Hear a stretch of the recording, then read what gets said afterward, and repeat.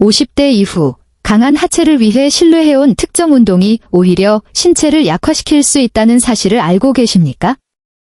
수십 년 동안 우리는 엉덩이와 다리 근육을 강화하기 위해 반드시 스쿼트를 해야 한다고 교육받았습니다. 물론 스쿼트는 훌륭한 운동이며 그 가치를 부정하려는 것은 아닙니다. 하지만 우리가 간과하는 질문이 있습니다.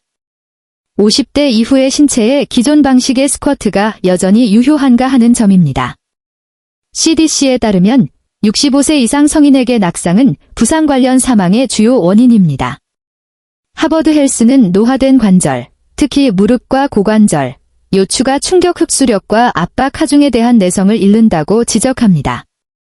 또한 정형외과 및 스포츠 물리치료 저널의 연구들은 단순한 근력 저하보다 고관절 불안정성이 노년기 균형 장애와 만성 요통의 핵심 지표임을 강조합니다.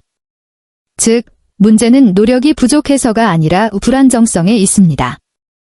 대부분의 스쿼트 동작은 대둔근 강화에는 효과적이지만 50대 이후 훨씬 중요한 중둔근을 소홀히 하기 쉽습니다.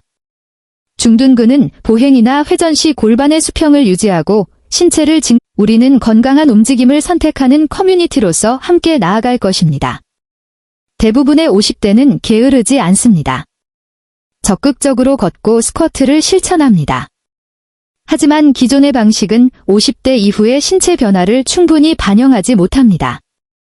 스쿼트가 대둔근의 힘과 모양을 만드는 데 최적일지라도 골반을 보호하고 척추를 지지하는 중둔근을 활성화하는 데는 한계가 있습니다. 움직임 자체가 중요한 것이 아니라 올바른 활성화가 수반된 움직임이 중요합니다.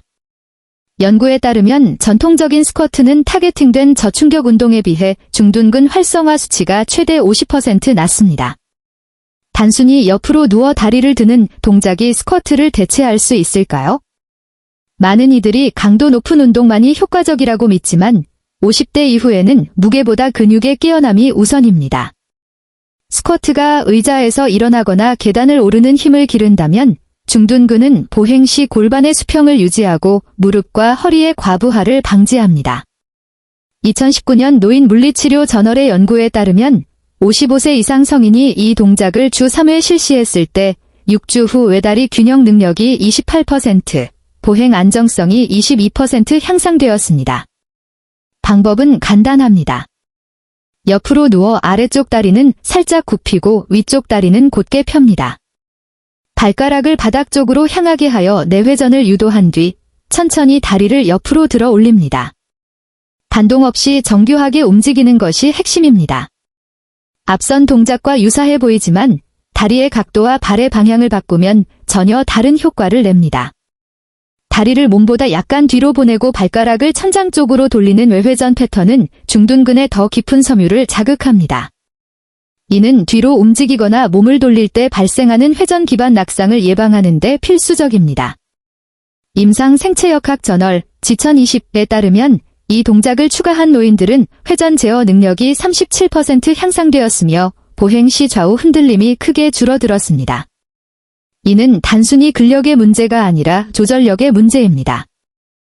옆으로 누운 상태에서 다리를 약간 뒤로 보내고 발가락을 천장 방향으로 회전시킨 뒤 짧고 조절된 범위 내에서 다리를 들어 올리십시오.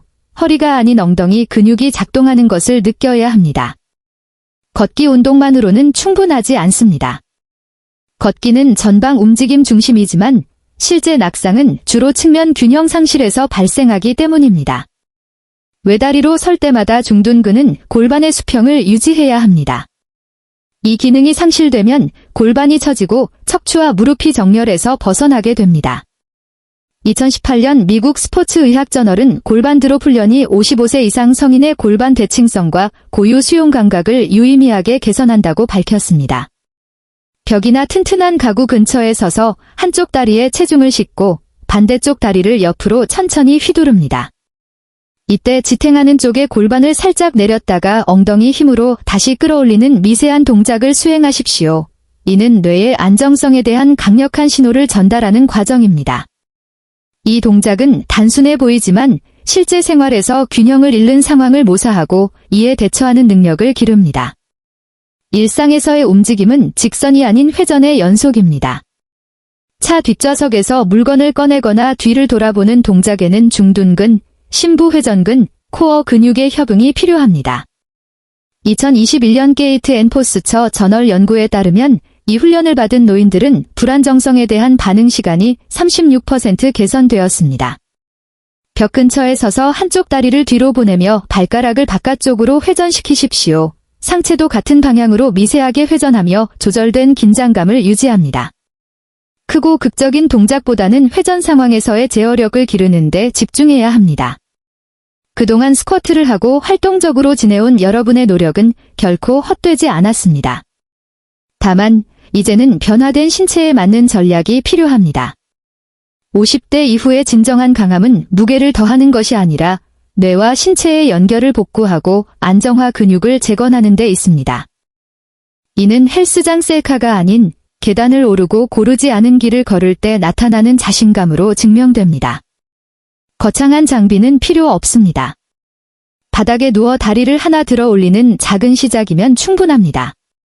오늘의 작은 움직임이 내일의 독립적인 삶을 결정합니다. 건강하고 독립적인 미래의 자신이 오늘의 선택에 감사하게 될 것입니다. 이 내용이 유익했다면 좋아요와 공유를 부탁드리며 더 많은 과학적 근거 기반의 운동 정보를 원하시면 구독해 주시기 바랍니다.